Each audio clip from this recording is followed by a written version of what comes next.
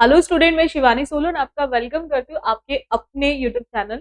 आज हम इस क्लास के अंदर एनडीए के कुछ क्वेश्चंस करेंगे।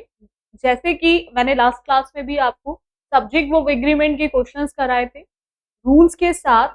सेम आज की क्लास में भी हम कुछ और रूल्स पढ़ेंगे सब्जेक्ट वर्ब एग्रीमेंट के प्रीवियस क्वेश्चंस के साथ। देखो आप बच्चे हमेशा एक चीज ध्यान रखेंगे, जिन स्टूडेंट का भी टारगेट है एनडीए 2024 वो अच्छे से तैयारी करो, स्टार्ट कर दो। टाइम अभी बहुत ज्यादा नहीं है और हर एक क्लास जो भी आप बच्चे लेते हैं उनके नोट्स प्रॉपर बनाना शुरू कर दो। क्योंकि एनडीए की मैं बात करूं, इंग्लिश में 50 क्वेश्चंस आएंगे, 200 मार्क्स के आएंगे, ठीक है, जिसके अंदर 10 क्वेश्चन फिक्स है आपके एरर डिटेक्शन के, जिसके लिए मैं आपको ये टॉपिक्स करा रही हूँ। जो 40 मार्क्स के क्वेश्चंस आएंगे आपके। अगर मैं बात करूं यहाँ पर क्लास की, तो अगेन एक पॉजिटिव थॉट के साथ क्लास को स्टार्ट करते हैं। कहा जाता है कि इतिहास लिखने के लिए कलम नहीं हौसलों की जरूरत होती है। अगर आप में हौसला है तो आप कुछ भी कर सकते हो। चलेगा, स्टार्ट करते हैं क्लास को। फर्स्ट क्वेश्चन है, the number of jobs that would be satisfactory in all respects are small. यानी कि हम नौकरियों की बात कर रहे हैं। अगर हम देखें कि वो हर तरह से आपको संतुष्ट कर रही हैं, तो ऐसी जॉब जो है, ऐसी नौकरियां बहुत ही कम है। ठीक है, बहुत ज्यादा नहीं है कि जो आपको हर तरह से संतुष्ट करेंगी, तो ऐसी नौकरियां बहुत ही कम है। आपको चेक करना है कि यहाँ पर किस पार्ट में एरर है। द नंबर ऑफ जॉब्स में गलती है तो आप फर्स्ट को बोलेंगे, ए पार्ट को बोलेंगे। That would be satisfactory in all respects में है तो आप बी को बोलेंगे, और आर स्मॉल में एरर है तो आप सी को बोलेंगे। और अगर आपको लगता है कि यहाँ कोई भी एरर नहीं है तो then your answer option will be D, यानी कि नो एरर। अगर मैं बच्चों यहाँ पे बात करूं, देखो एक पॉइंट आता है। सबसे पहले आप बच्चे एक चीज ध्यान रखेंगे, जहां पर भी ये नंबर वर्ड लिखा होगा, नंबर का सिंपल सा एक मीनिंग होता है। नंबर का मतलब होता है कि हम बात कर रहे हैं काउंटेबल नाउन की। नंबर का मतलब है हम बात कर रहे हैं काउंटेबल नाउन। आपको ध्यान रखना है कि जहां पर भी नंबर लिखा होगा वहां पर आपका जो नाउन यूज होगा वो कैसा होगा, काउंटेबल होगा। अब देखो एक चीज आप ध्यान रखेंगे, इसमें एक रूल आता है कि अगर आपको कभी भी नंबर से पहले, अगर आपको कभी भी बच्चों नंबर से पहले आर्टिकल द दिया गया हो, नंबर से पहले आर्टिकल द दिया गया हो, उस केस में आप ध्यान रखेंगे आफ्टर नंबर हमेशा एक ही प्रीपोजिशन यूज होगा, दैट इज ऑफ। कौन सा प्रीपोजिशन यूज करेंगे हम, ऑफ।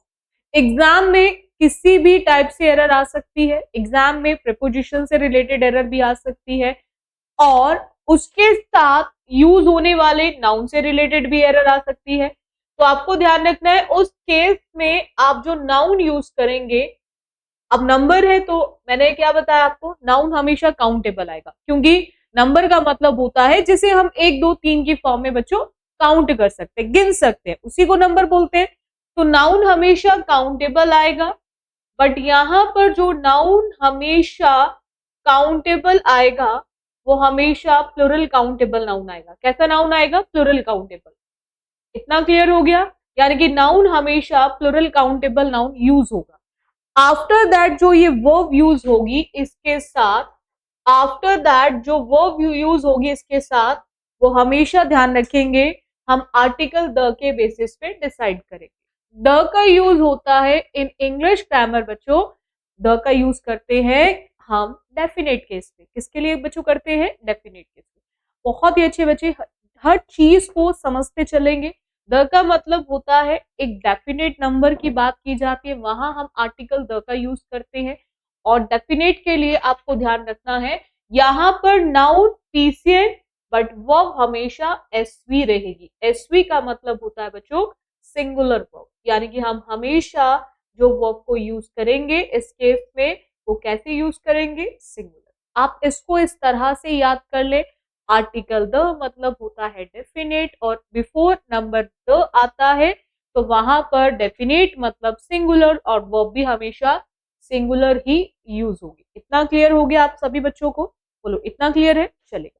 अब आते हैं इस क्वेश्चन पर जो आपके एग्जाम में एनडीए में पूछा गया है, ये प्रीवियस क्वेश्चन है आपके एग्जाम का। अब देखो द नंबर ऑफ जॉब्स, हमने देखा नंबर के साथ बच्चों क्या आ गया, ऑफ आ गया, नंबर के साथ क्या आ गया बच्चों, ऑफ। आफ्टर दैट हमें जॉब्स दे रखा है। अगर मैं इस जॉब्स की बात करूं तो ये जॉब्स जो है ये काउंटेबल नाउन है।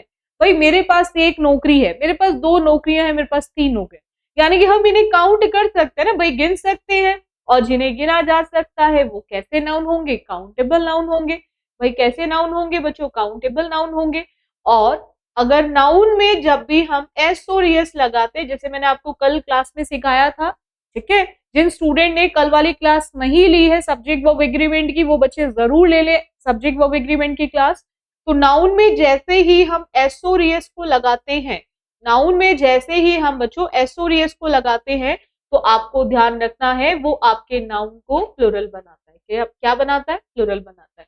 तो यहाँ पे हमने जॉब में एस देखा तो नाउन काउंटेबल, बट कैसा काउंटेबल है, ये प्लुरल काउंटेबल। अब देखो नाउन बिल्कुल करेक्ट हो गया, नाउन बिल्कुल सही है ना, तो हमें ए में कोई एरर मिली, बिल्कुल नहीं मिली एरर। अब आती है that would be satisfactory in all respects, all है तो रिस्पेक्ट्स आ गया, ये भी बिल्कुल करेक्ट है। अब आता है आर स्मॉल, यानी कि जो कम है ना। अब अगर मैं आर की बात करूं बच्चों, तो आर क्या है, हमारी वर्ब है। आर क्या है, हमारी वर्ब। बट ये कैसी वर्ब दे रखी है बच्चों, ये हमें कैसी वर्ब दे रखी है, वर्ब तो है, बट ये हमें किस तरह की वर्ब दे रखी है, तो आपको ध्यान रखना है कि ये हमारी प्लुरल वर्ब है। ये हमारी कैसी वर्ब है, प्लुरल वर्ब। और हम जानते हैं कि अगर नंबर से पहले हमें आर्टिकल द दिया होता है तो हम वहां पर कभी भी प्लुरल वर्ब का यूज नहीं करते। अभी हमने रूल में सीखा, हमें वहां पर कैसी वर्ब चाहिए बच्चों, सिंगुलर। तो यहां पर उसी सिंगुलर वर्ब के बेसिस पे हम इसमें जो करेक्ट आंसर करेंगे वो आर की जगह इज करेंगे, वो आर की जगह इज करेंगे, ठीक है। और हमारा आंसर हो जाएगा सी, उसी के बेसिस पे हमारा आंसर ऑप्शन हो जाएगा सी। बोलो इतना क्लियर है, बोलो इतना क्लियर है, डाउट है यहां तक किसी को, ठीक है। तो चलेगा, नेक्स्ट आते हैं। हर एक पॉइंट को लिखते चलना, जो भी चीज आपको कराई जा रही है क्लास में, हर एक पॉइंट को लिखते चलना। जिन स्टूडेंट का भी टारगेट है एनडीए 2024, वो हर एक पॉइंट को लिखते हुए चलेंगे। देखिएगा नेक्स्ट आते हैं, आइदर ही और आई आर रॉन्ग, या तो वो या फिर मैं, है ना, यानी कि या तो वो गलत है या फिर मैं गलत हूं, दोनों में से कोई ना एक ऐसा व्यक्ति है जो गलत है ना। तो आपको ध्यान रखना है कि यहां पर देखना आदर ही में मिस्टेक है, और आई में मिस्टेक है, गलती है बच्चों, और आर रॉन्ग में मिस्टेक है, यानी कि गलत में मिस्टेक है। गलत होने की बात की जा रही है, होना, यानी कि आर का मतलब हो जाएगा होना। सबसे पहला पॉइंट क्या आता है बच्चों यहाँ पे, कि जो ये आइदर वर्ड है, आपको सबसे पहले इन पेयर को चेक करना है। आपको सबसे ध्यान रखना है, सबसे पहला पॉइंट है कि आइदर एक पॉजिटिव वर्ड है ना। आइदर कैसा वर्ड है, पॉजिटिव वर्ड है, और पॉजिटिव का हमेशा जो पेयर बनेगा वो पॉजिटिव के साथ बनेगा। जैसे नेगेटिव का पेयर नेगेटिव के साथ बनता है, ऐसे ही जो पॉजिटिव होते हैं उनका पेयर भी पॉजिटिव के साथ बनता है। इतना क्लियर हो गया। तो आइदर कैसा वर्ड है, पॉजिटिव वर्ड है, उसका पेयर भी पॉजिटिव के साथ बनेगा। तो आइदर विद और, आइदर विद और, इतना क्लियर है। अब पॉइंट क्या आता है बच्चों, कि अगर कभी भी आइदर दो नाउन को कनेक्ट करने का काम करता है, अगर कभी भी आइदर दो नाउन को कनेक्ट करने का काम करता है, तो उस केस में हम किस तरह से वर्ब को यूज करेंगे। अगर आइदर कभी भी दो नाउन को कनेक्ट करने का काम करता है, तो उस केस में हम वर्ब किस तरह से यूज करेंगे। तो अब उससे रिलेटेड रूल आता है, यानी कि जहां पर भी आइदर और, जहां पर भी बच्चों आइदर और दो नाउन को जोड़ने का काम करता है, दो नाउन को जोड़ने का काम करता है, आप बच्चे ध्यान रखेंगे वहां पर उनके साथ यूज होने वाली वर्ब, वहां पर उनके साथ यूज होने वाली वर्ब सिंगुलर भी हो सकती है बच्चों, और प्लुरल भी हो सकती है। वहां पर उनके साथ यूज होने वाली वर्ब सिंगुलर भी हो सकती है और प्लूरल भी हो सकती है। अब आपके माइंड में एक डाउट जरूर आएगा, मैम ऐसे कैसे हो सकता है कि हम दोनों ही फॉर्म में वर्ब यूज कर सकते हैं? तो उसका रीजन भी क्या है? तो उसका रीजन बच्चों क्या है, क्योंकि ये दो ऐसे नाउन को जोड़ने का काम करते हैं बच्चों, जिसमें दोनों नाउन सिंगुलर भी हो सकते हैं और दोनों नाउन आपके प्लुरल भी हो सकते हैं। और उसके साथ साथ दो ऐसे नाउन भी हो सकते हैं जिसमें एक नाउन तो सिंगुलर और एक नाउन प्लुरल, या फिर एक नाउन प्लुरल और एक नाउन सिंगुलर। यानी कि ये दो सेम नेचर के नाउन को भी जोड़ने का काम करते हैं और इसके साथ साथ ये दो डिफरेंट नेचर के नाउन को भी जोड़ने का काम करते हैं। ठीक है, तो इसीलिए वो भी दोनों फॉर्म में आ सकती है। अब पॉइंट आता है कि हम इतने सारे रूल्स हैं इंग्लिश ग्रामर के अंदर, हम इनको किस तरह से याद रखें, क्योंकि रटेंगे तो कुछ टाइम के बाद चीजें भूल जाएंगे। ऐसा ही होता है ना भाई, रटी हुई चीजें कुछ टाइम तक तो बच्चों याद रह सकती हैं, बट बहुत ज्यादा लंबे समय तक तो याद नहीं रह सकती। तो हमें इसे किस तरह से माइंड में सेट करें कि हमेशा जैसे क्वेश्चन हम आइदर और का देखें तो एकदम से क्लिक करें और एकदम करेक्ट आंसर हमारे माइंड से आए। तो ये आपको इस तरह से इसको याद रखना है कि कनेक्टर्स कितने हैं? दो। कनेक्टर्स कितने हैं? दो। तो हमेशा दूसरा नाउन ही डिसाइड करेगा। जैसे दो कनेक्टर्स देखे आपने तो दूसरे नाउन के अकॉर्डिंग आप वर्ब को डिसाइड करेंगे। ठीक है, अगर यहाँ पर बच्चों आपको वर्ब, अगर यहाँ पर आपको नाउन सिंगुलर मिलता है तो आप सिंगुलर वर्ब यूज करेंगे, और अगर यहाँ पे नाउन प्लूरल मिलता है तो आप प्लूरल वर्ब यूज करेंगे। सिंपल सा पॉइंट है। इतना क्लियर हो गया? तो ये तो माइंड में सेट हो जाएगी ये चीज, दो कनेक्टर दूसरे नाउन के अकॉर्डिंग। तो आप इसको इस तरह से लिख सकते हो कि हमेशा वर्ब जो डिसाइड होगी according to the second subject, यानी कि सेकंड वही होगा जो आपके वर्ब के नियरेस्ट होगा, नजदीक होगा। तो आप हमेशा उसके नजदीक वाले सब्जेक्ट के अकॉर्डिंग, नाउन के अकॉर्डिंग वर्ब को डिसाइड करेंगे। ठीक है, तो जो भी उसके नियरेस्ट सब्जेक्ट है उसी को हम सेकंड बोल रहे हैं और उसी को हम बोलेंगे नियरेस्ट सब्जेक्ट। क्या बोलेंगे बच्चों? Nearest subject. बोलो, इतना क्लियर हो गया? तो अब यहां पर पॉइंट आता है, अब क्वेश्चन देखो यहाँ पे क्या है, वही सेम चीज है। हमने यहाँ पे नाउन को रिप्लेस कौन करता है? प्रोनाउन। नाउन को रिप्लेस कौन करता है? प्रोनाउन करता है ना। तो हमने क्या देखा यहाँ पर? आइदर और पेयर बिल्कुल सही है, पॉजिटिव है, आइदर और का पेयर बिल्कुल करेक्ट है। अगर मैं ही की बात करूं तो ही कैसा प्रोनाउन है बच्चों? सिंगुलर। कैसा प्रोनाउन है? सिंगुलर। बहुत सारे ऐसे बच्चे होंगे जिनको डाउट होगा कि ये सिंगुलर और प्लूरल प्रोनाउन कौन कौन से होते हैं। ठीक है ना, तो आपको ध्यान रखना है जो सिंगुलर प्रोनाउन होते हैं वो आपके फिक्स है, जैसे ही, शी और इट, ये हमेशा सिंगुलर का ही काम करते हैं। और अगर मैं प्लूरल प्रोनाउन की बात करूं तो ये होते हैं यू, वी और दे। अगर मैं आई की बात करूं बच्चों तो आई दोनों में से किसी में नहीं लिखा जाता, क्योंकि आई का थोड़ा सा कैरेक्टर अलग है। आई कभी सिंगुलर का काम करता है, कभी प्लुरल का काम करता है, कभी कभी वो दोनों में से किसी का भी काम नहीं करता। आप बच्चों ने आई के साथ वॉज देखा होगा, वॉज सिंगुलर वर्ब होती है तो वहां आई सिंगुलर का काम करता है। आप बच्चों ने आई के साथ हैव भी देखा होगा तो वहां आई प्लुरल का काम करेगा, क्योंकि हैव प्लुरल वर्ब है। आपने आई के साथ एम भी देखा होगा, जहां वो ना तो सिंगुलर होती है और ना ही प्लुरल होता है। तो इसीलिए आई को हम ना तो पूरी तरह से सिंगुलर कंसिडर करते हैं और ना ही पूरी तरह से प्लुरल कंसिडर करते हैं। इतना क्लियर हो गया? तो आई का अपना कोई भी करेक्टर नहीं है। ठीक है, वो पूरी तरह से ना तो एक वचन में कंसिडर होता है ना ही पूरी तरह से बहुवचन में यानी कि प्लुरल में होता है। तो आप इसको ध्यान रखेंगे, आई अपने करेक्टर को बदलता रहेगा, ये टेंस डिसाइड करेगा। अब वही केस मैं यहाँ पे आपको बताने वाली। ही सिंगुलर है प्रोनाउन, बट आई की मैं बात करूं तो ये वो केस है जहां पर आई ना तो सिंगुलर का काम करेगा और ना ही प्लुरल का काम करेगा। ठीक है, और हमें यहाँ पे वो भी किसके अकॉर्डिंग यूज करनी है? आई के अकॉर्डिंग यूज करनी है, क्योंकि दो कनेक्टर्स आ गए तो नियरेस्ट के अकॉर्डिंग, तो आर के नजदीक कौन है? आई है, तो हम उसके अकॉर्डिंग यूज करेंगे। तो सेम केस के अंदर आप अच्छे ध्यान रखेंगे कि जब प्रेजेंट की बात की जाती है तो वहां पर अगर सब्जेक्ट आपका सिंगुलर है, सब्जेक्ट आपका सिंगुलर है तो आप यूज करेंगे इज को, और अगर सब्जेक्ट आपका प्लुरल है तो आप यूज करेंगे आर को, और जैसे ही आप आई की बात करें तो आई के साथ आप यूज करेंगे एम को। ये आप चीजों को ध्यान रखेंगे। बोलो इतना क्लियर हो गया?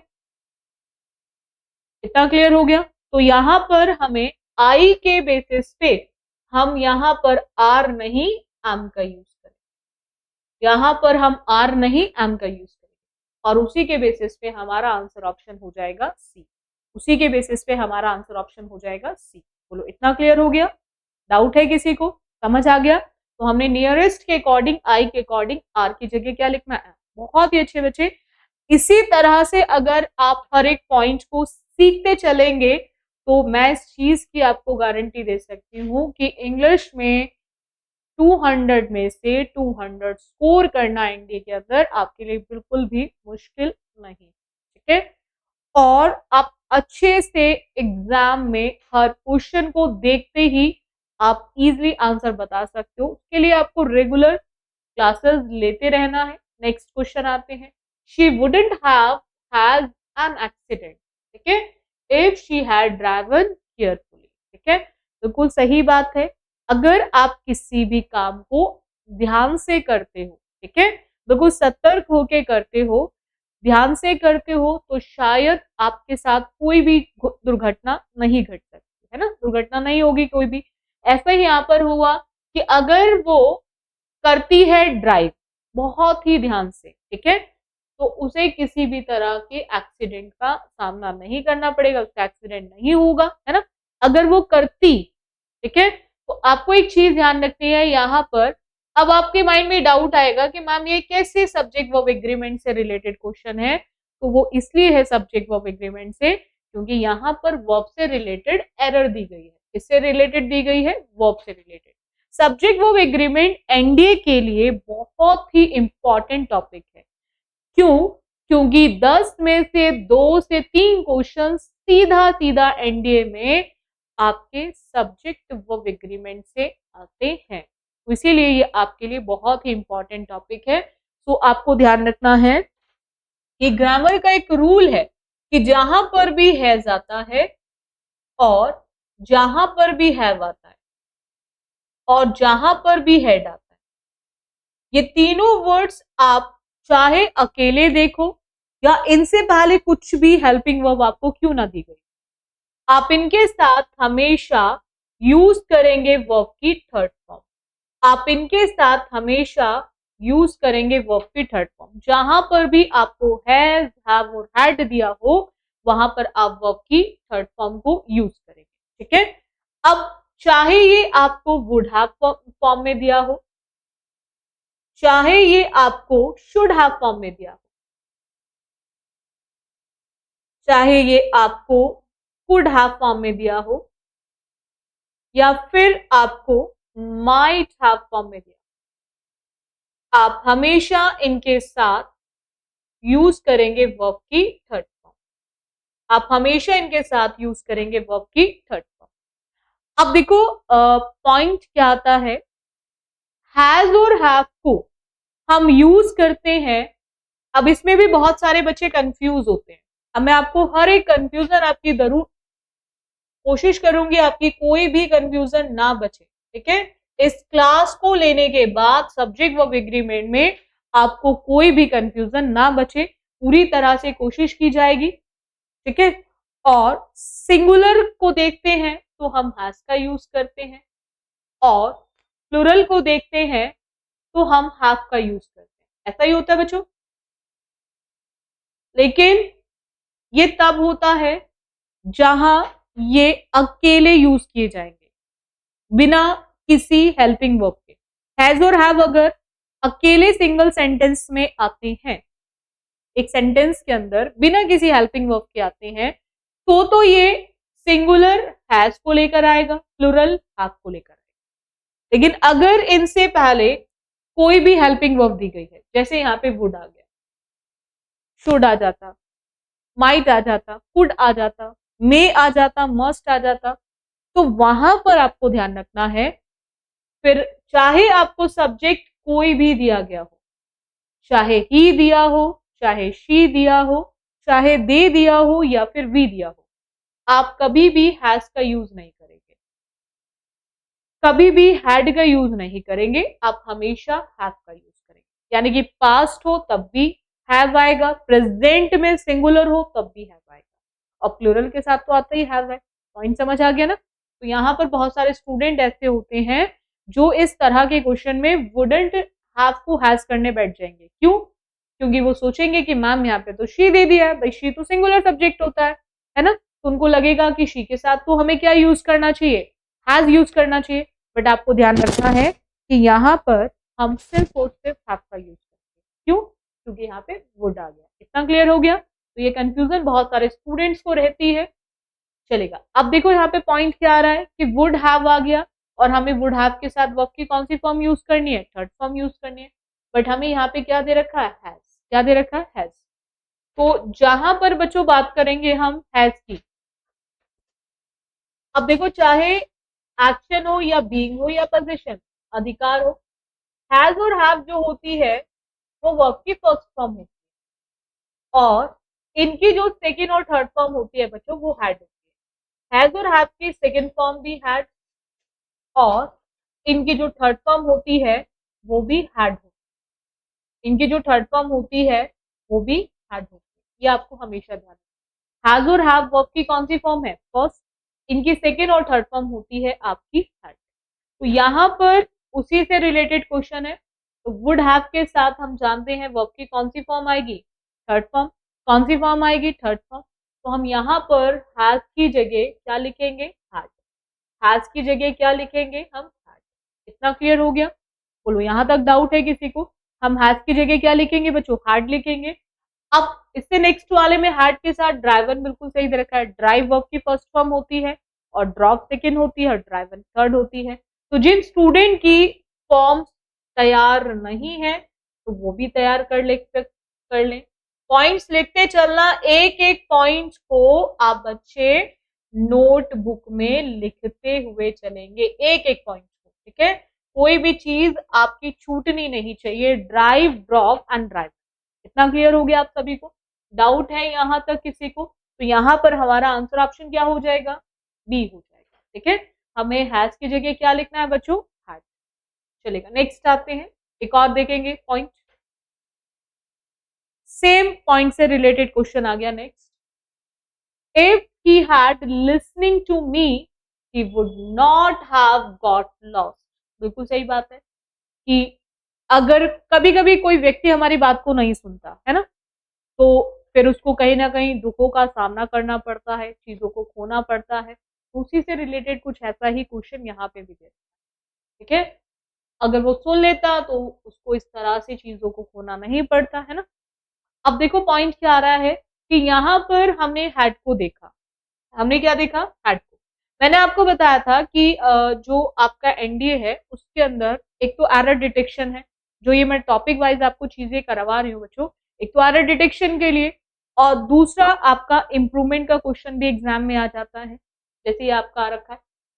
इम्प्रूवमेंट में क्या होता है कि एक पार्ट को एग्जामिनर अंडरलाइन कर देता है ना।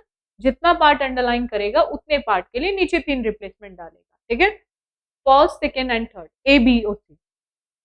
एक ऑप्शन डालता है नो इम्प्रूवमेंट, जैसे वहां पे नो एरर डालता है ना।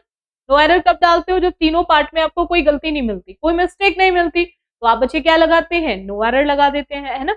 ऐसे ही इम्प्रूवमेंट के अंदर होता है, सेंटेंस इम्प्रूवमेंट के अंदर अगर आपको लगता है कि जो अंडरलाइन पार्ट है, यानी कि जो पार्ट को अंडरलाइन किया गया है कि वो बिल्कुल सही दे रखा है, उसमें कोई मिस्टेक नहीं है, तो उस केस में आपको आंसर ऑप्शन लगाना होता है नो इम्प्रूवमेंट, यानी कि हमें वहां पे किसी भी तरह की इम्प्रूवमेंट की जरूरत नहीं है।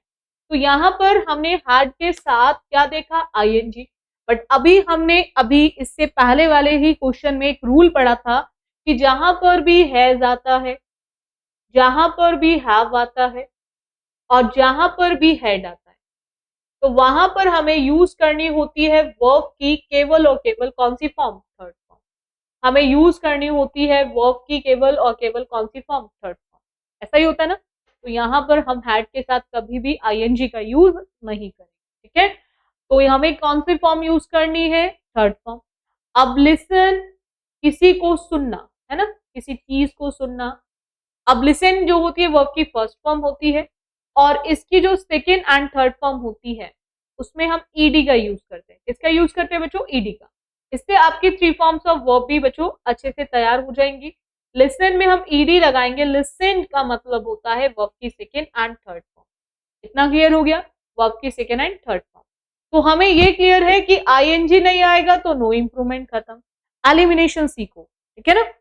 और हैड है तो फर्स्ट फॉर्म नहीं आएगी। अब पॉइंट क्या आता है कि लिसन फर्स्ट में भी दे रखा है मैम, लिसन बी में भी दे रखा है, ए में भी दे रखा है, बी में भी दे रखा है।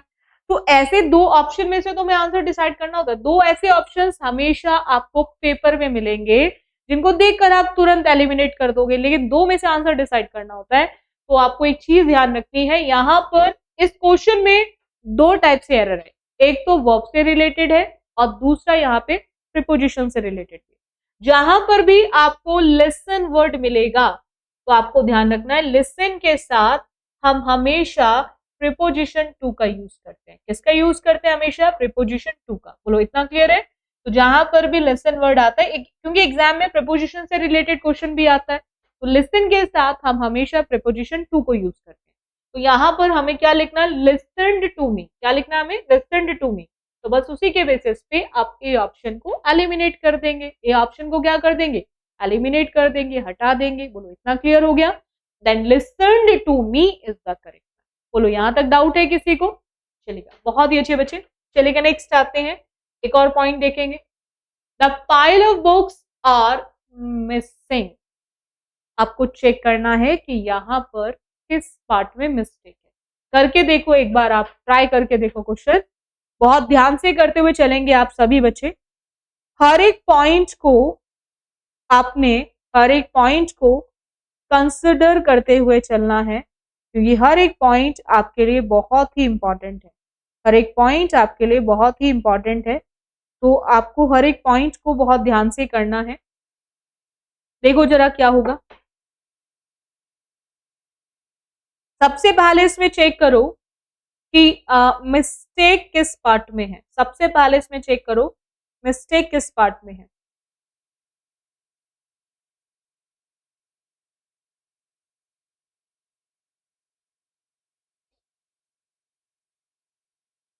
बहुत ध्यान से करेंगे क्वेश्चन को।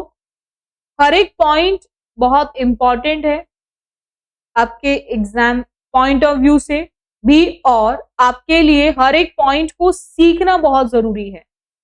आपको हर एक पॉइंट को सीखना बहुत जरूरी है। बहुत सारे ऐसे लोग होते हैं जो चीजों को क्या करते हैं, देखो ऐसे आपने देखा होगा कि कुछ ऐसे बच्चे होते हैं जो पढ़ना नहीं चाहते, बस बुक को इकट्ठा करते रहते हैं, उन्हें ढेर लगाते रहते हैं बुकों का, ठीक है। तो बोलते हैं ना इनको चीजों को पाइल अप करने की क्या जरूरत है, क्यों इनका ढेर लगाते चलते है ना। तो ऐसा ही कुछ यहाँ पर भी है कि मिसिंग हो रही है, जो ढेर है बुकों का वो मिस हो रहा है। अब देखो यहाँ पे पॉइंट क्या आता है कि जहां पर भी आप देखें नाउन के बाद प्रीपोजिशन ऑफ, इस चीज को ध्यान रखिएगा, जहां पर भी नाउन के साथ आप प्रीपोजिशन ऑफ को देखें एंड आफ्टर दैट आपको कितने भी नाउन दिए गए, चाहे नाउन 1 दिया हो चाहे नाउन 2 दिया हो, कितने भी नाउन क्यों ना दिए गए हो, आप बच्चे ध्यान रखेंगे उस केस में, उस केस में हम जो यूज करते हैं वर्ब, उस केस में जो हम यूज करते हैं वर्ब, वो दोनों फॉर्म में यूज कर सकते हैं, वो दोनों फॉर्म में यूज कर सकते हैं।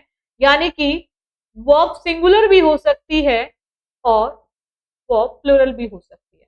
अब आपके माइंड में एक डाउट जरूर आएगा कि अगेन मैम ऐसा क्यों हो रहा है। उसका रीजन है क्योंकि अगेन ऑफ आ गया। अभी मैंने ऑफ वाला केस लास्ट क्लास में कराया था, वही सेम चीज यहाँ पर भी है, क्योंकि ऑफ से पहले नाउन दोनों फॉर्म में हो सकता है, नाउन सिंगुलर भी हो सकता है ऑफ से पहले, और नाउन प्लूरल भी हो सकता है।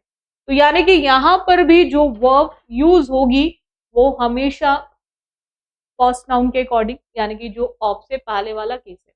लास्ट क्लास में मैंने आइदर नाइदर वाला केस कराया था, उसमें भी क्या था, वो भी किससे कनेक्ट थे, ऑफ से कनेक्ट थे, ठीक है। तो सेम केस यहाँ पर भी है, यानी कि अगर ये नाउन सिंगुलर है तो ये वर्ब सिंगुलर, और अगर ये नाउन प्लूरल है तो ये भी वर्ब कैसी होगी, प्लूरल हो जाएगी। तो उसी से रिलेटेड है।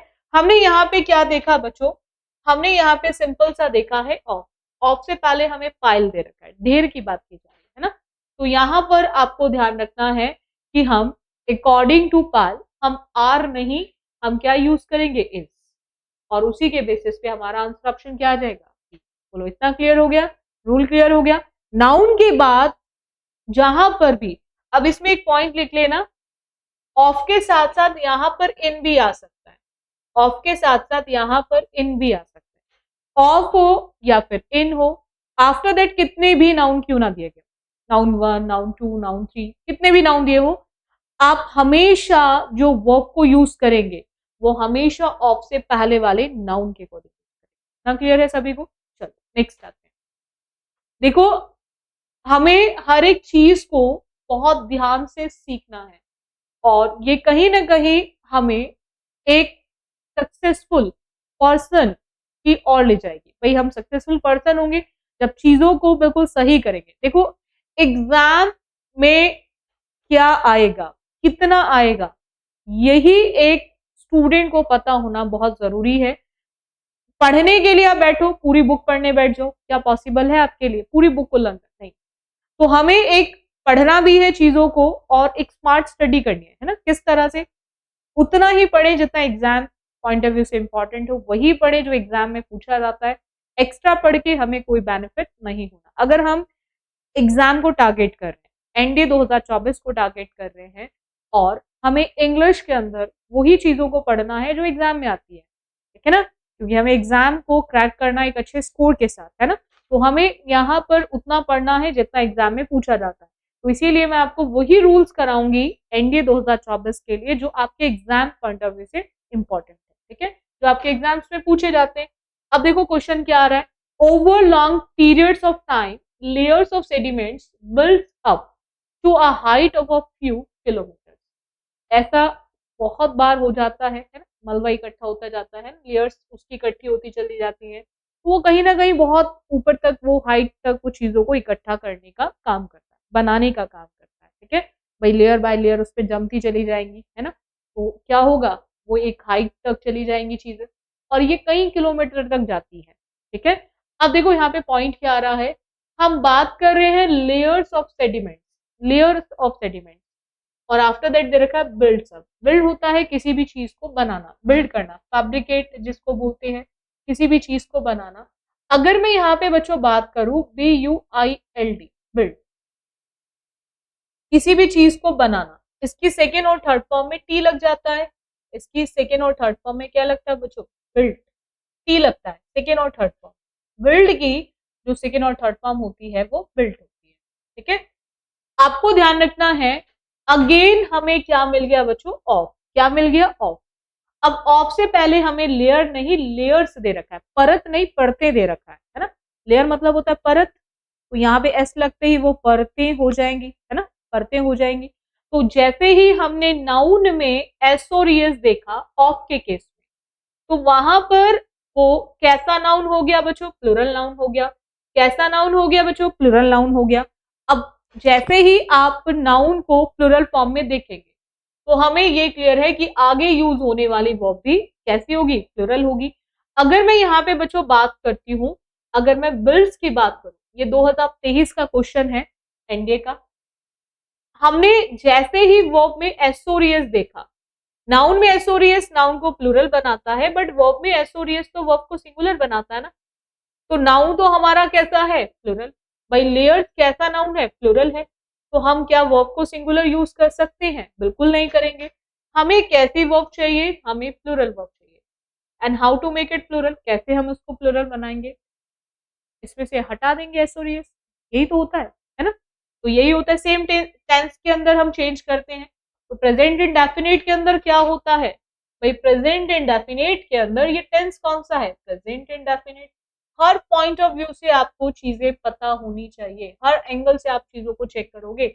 यहाँ पे जहां पर भी वर्ब की फर्स्ट फॉर्म में एसओरियस लगता है, जहां पर भी वर्ब की फर्स्ट फॉर्म में एस और ईएस लगता है तो वहां पर आप बच्चे ध्यान रखेंगे, वहां पर वो वर्ब को सिंगुलर बनाएगा, ठीक है। और सेम टेंस के अंदर अगर हमें सब्जेक्ट प्लूरल दिया है तो हम सिर्फ और सिर्फ वर्ब की फर्स्ट फॉर्म को यूज करेंगे। अगर हमें सब्जेक्ट कैसा दे रखा है प्लूरल, तो हम वर्ब की कौन सी फॉर्म यूज करेंगे बच्चों, वर्ब की फर्स्ट फॉर्म को यूज करेंगे। तो इतना क्लियर हो गया, हम वर्ब की कौन सी फॉर्म यूज करेंगे, फर्स्ट फॉर्म को यूज करेंगे। अब यहाँ पर यही पॉइंट है, तो लेयर्स को देखकर आप यहाँ पर बिल्ड्स नहीं, किसका यूज करोगे, बिल्ड का यूज करोगे। किसका यूज करोगे, बिल्ड का।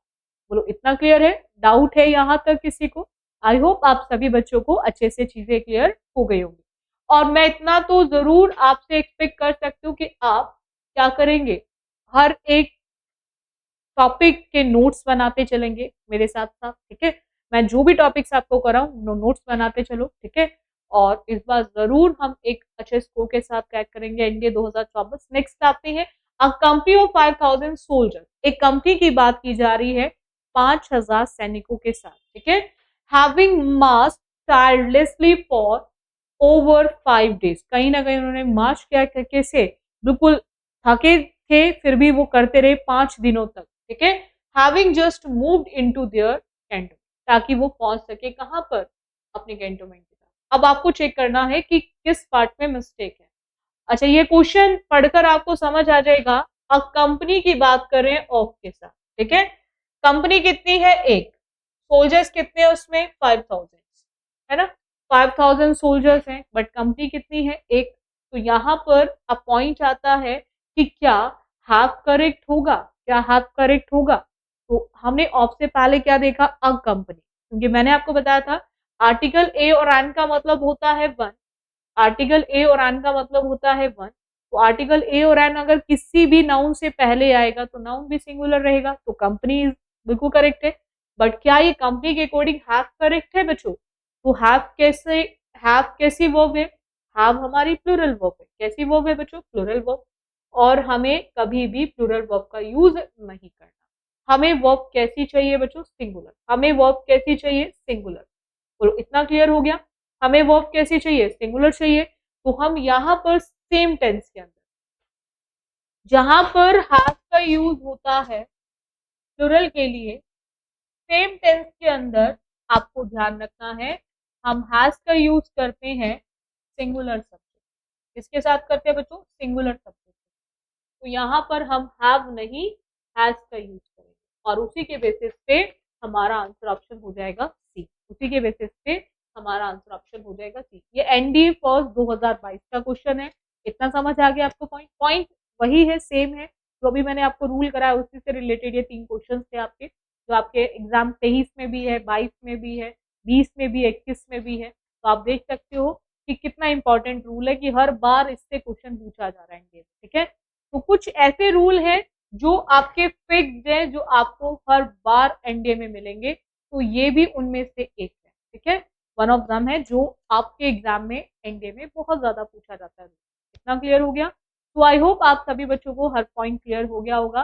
तो आज के लिए इतना रखें। तो आप बच्चे अगर चाहते हैं एनडीए की लाइव क्लासेस भी लेना, बहुत जल्दी एनडीए बुलेट पर आपकी लाइव क्लासेस भी शुरू हो जाएंगी। तो जितने भी स्टूडेंट एनडीए 2024 की तैयारी कर रहे हैं तो वो क्लासेस को जरूर लेते रहे। और प्लस अगर क्लासेस अच्छी लगती है तो आप प्लीज लाइक और शेयर कर दिया करो, ताकि मैक्सिमम स्टूडेंट कनेक्ट हो सके एनडीए बुलेट पे, और रेगुलर फिर आपको लाइव क्लासेस भी मिलती रहेगी, ठीक है। So thank you student for the session. बाकी करते हैं नेक्स्ट क्लास।